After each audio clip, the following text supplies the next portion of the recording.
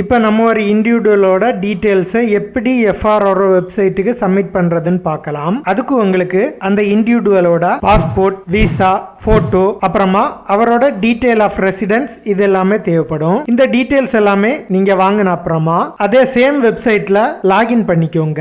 இதோட user name, password எப்படி create பண்றதுன்னு நம்ம ஆல்ரெடி பார்த்தாச்சு. உங்களுக்கு தேவைப்பட்டுச்சுன்னா நீங்க அந்த லிங்கை கிளிக் பண்ணி இதுல செக் பண்ணிக்கோங்க. இந்த வெப்சைட்ல உங்களோட யூசர் ஐடி, பாஸ்வேர்ட் மற்றும் கீழே இருக்கிற கேப்சாவை என்டர் பண்ணி சைன் இன் கொடுத்துக்கோங்க.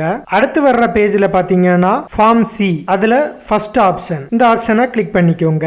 இதுல பாத்தீங்கன்னா நீங்க அக்கவுண்ட் கிரியேட் பண்றப்போ என்ன டீடைல்ஸ் கொடுத்தீங்களோ அது ப்ரீஃபில்டாவே வந்துரும். அதுக்கப்புறமா நாம அந்த இண்டிவிஜுவலோட போட்டோ அப்லோட் பண்ண வேண்டியது இருக்கும். அந்த போட்டோ அப்லோட் பண்ண அப்புறமா அவரோட டீடைல்ஸ் எல்லாமே இங்க என்டர் பண்ணணும். இதுல பாத்தீங்கன்னா அந்த ஸ்டார் கொடுத்திருக்க டீடைல்ஸ் எல்லாமே கண்டிப்பா நீங்க என்டர் பண்ணியிருக்கணும். இதுல அவரோட sex, date of birth, nationality, இந்த டீடைல்ஸ் எல்லாமே நீங்க கொடுக்கணும். டேட் ஆஃப் பர்த் பாத்தீங்கன்னா டேட், மந்த், இயர் இந்த ஃபார்மேட்ல தான் கொடுக்கணும். அடுத்ததா அந்த இண்டிவிஜுவலோட அட்ரஸ் இங்க என்டர் பண்ணணும். அடுத்த காலம்ல பாத்தீங்கன்னா இந்தியால உள்ள ஒரு அட்ரஸ் என்டர் பண்ணணும். அந்த டீடைல்ஸும் என்டர் பண்ண அப்புறமா அவரோட பாஸ்போர்ட் டீடைல்ஸ் என்டர் பண்ணணும். பாஸ்போர்ட் டீடைல்ஸ் என்டர் பண்ண அப்புறமா அவரோட விசா டீடைல்ஸ் என்டர் பண்ணணும். இந்த டீடைல்ஸ் எல்லாமே நம்ம ஃபர்ஸ்டே அந்த இண்டிவிஜுவல் கிட்ட இருந்து நம்ம கலெக்ட் பண்ணியிருப்போம். அடுத்ததா பாத்தீங்கன்னா அரைவல் இன்ஃபர்மேஷன் என்டர் பண்ணணும். எந்த கண்ட்ரில இருந்து வந்தாரு அந்த டீடைல்ஸ் எல்லாமே நீங்க இங்க என்டர் பண்ணணும். அடுத்ததா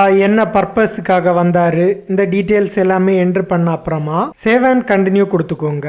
உங்களுக்கு அந்த டீடைல்ஸ்ல ஏதாச்சும் டவுட்ஸ் இருந்துச்சுன்னா நீங்க டெம்பரரியா கூட இந்த அப்ளிகேஷனை சேவ் பண்ணி வச்சுக்கலாம். சேவ் அண்ட் கண்டினியூ கொடுத்தீங்கன்னா உங்களுக்கு ஒரு அப்ளிகேஷன் நம்பர் ஜெனரேட் ஆகும். இந்த அப்ளிகேஷன் நம்பரை நீங்க நோட் பண்ணி எடுத்துக்கோங்க.